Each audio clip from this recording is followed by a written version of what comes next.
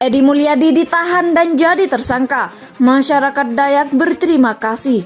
Tidak semuanya juga. Dan lu nggak bisa seenaknya ngomong hanya monyet. Lu ngata-ngatain suku-suku di Kalimantan, lu gila lu. Di Kalimantan tuh masih banyak main suku-suku, suku Dayak gitu kan. Dan itu masih kuat banget men. Mereka tuh masih kuat banget adat istiadatnya gitu. Itu yang penting sebenarnya mah. Yang paling harus dijaga itu sebenarnya adat istiadat dan juga tradisi. Dan di Kalimantan masih kental banget. Nah, lu ngatain orang-orang yang masih kental banget dengan adat dan tradisi, lu katain itu monyet, lu bangsat asli. Justru lu yang nggak ada akhlak gitu kata gue. Lu udah kayak pasti gue yakin udah nggak ada adat istiadat tradisi, pasti lu udah modern banget gitu kan. Jadi seakan-akan pemikiran lu paling hebat gitu. Ngelihat orang-orang yang di kampung yang memang masih punya adat istiadat dan tradisi, pasti lu katain monyet gitu, seenak jidat lu doang. Kesel gue. Asli kesel banget gue. Di sini gue di zaman Fir'aun dan zaman sekarang ini nggak ada beda. Di zaman sekarang ini mayoritas tergila-gila pada harta, wanita, pangkat, jabatan, pujian, cinta materi, awan, cinta keduniaan. Intinya kami mengharapkan bahwa kasus ini adalah kasus yang pertama dan yang terakhir. Dan ini tidak akan bisa terulang lagi dan kita tidak harapkan ini terulang kembali kepada etnis lain, terutama etnis Dayak. Dan kami sebagai pasukan atau Laskar Pemuda Adat Dayak Kaltim Kaltara dalam hal ini sangat welcome dengan siapapun, baik etnis dari luar Kaltim atau yang sudah lama di sini. Mereka kami anggap sebagai saudara kami. Kalau misalnya dia mengkritik dengan secara halus, it's okay. Mungkin bakal diterima juga sama pemerintah, mungkin. Cuman di sini cara dia mengkritik itu yang benar-benar gak ada akhlak, ya men ya. Kayak pikirannya itu udah nggak sinkron dengan kalimatnya gitu. Benar-benar kalimatnya itu kayak nggak dijaga, udah ceplos-ceplos aja gitu. Ya lu nggak.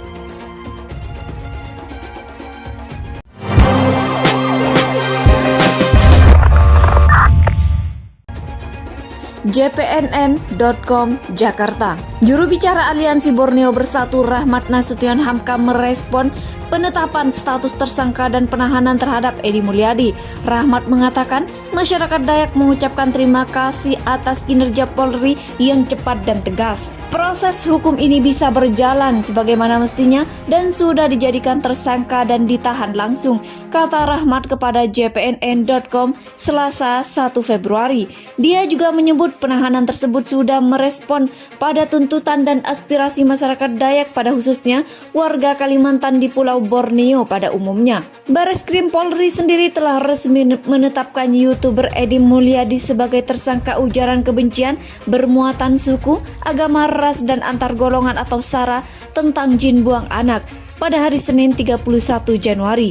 Penyidik Bareskrim Polri juga langsung menahan Edi Mulyadi untuk 20 hari ke depan. Setelah diperiksa sebagai tersangka dari penyidik pukul 18.30 waktu Indonesia Barat untuk kepentingan penyidikan perkara dimaksud, maka terhadap saudara M penyidik melakukan penangkapan dan dilanjutkan penahanan, kata Kepala Biro Penerangan Masyarakat Divisi Humas Masyarakat Polri Brigadir Jenderal Ahmad Ramadan di Markas Besar Polri pada hari Senin 31 Januari. Edi Mulyadi sendiri terancam hukuman penjara di atas 10 tahun akibat pernyataannya tersebut.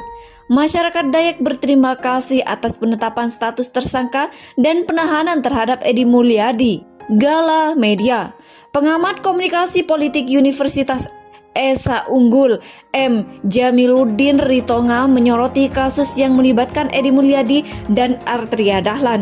Menurut Jamiluddin, ada kesan perbedaan penegakan hukum dalam kasus yang dialami Edi dan Artria. Sama-sama diduga melakukan ujaran kebencian dengan unsur suku, agama, ras, dan antar golongan atau SARA. Politikus PDIP Artria tak kunjung diproses. Sementara wartawan senior Edi sudah ditetapkan menjadi tersangka dan ditahan selama 20 hari ke depan. Polisi terlihat begitu cepat merespon kasus Edi Mulyadi, sementara kasus Artria Dahlan terkesan belum ditangani, ujarnya pada wartawan Selasa 1 Februari 2022. Padahal dia melihat waktu laporan masyarakat ke Artria masuk lebih dahulu daripada laporan Edi. Padahal laporan masyarakat tentang kasus Artria Dahlan lebih dahulu masuk ke polisi daripada kasus Edi Mulyadi, jelasnya. Selain itu, kata Jamiluddin, respon masyarakat terhadap dua kasus yang heboh itu relatif sama. Warga Jawa Barat berbondong-bondong memprotes pernyataan Artria. Hal yang sama juga terlihat dari protes warga Kalimantan terhadap pernyataan Edi. Oleh karena itu, pengamat politik itu mengusulkan agar kasus Artria juga segera diproses oleh pihak berwajib. Jadi, demi tegaknya hukum, sepatutnya kasus Artria Dahlan juga segera diproses polisi. Dengan begitu, masyarakat tidak melihat adanya perlakuan hukum yang berbeda terhadap setiap warga negara, tegasnya. Dia juga tahu bahwa status Artria sebagai anggota DPR RI menghambat proses hukum yang ada.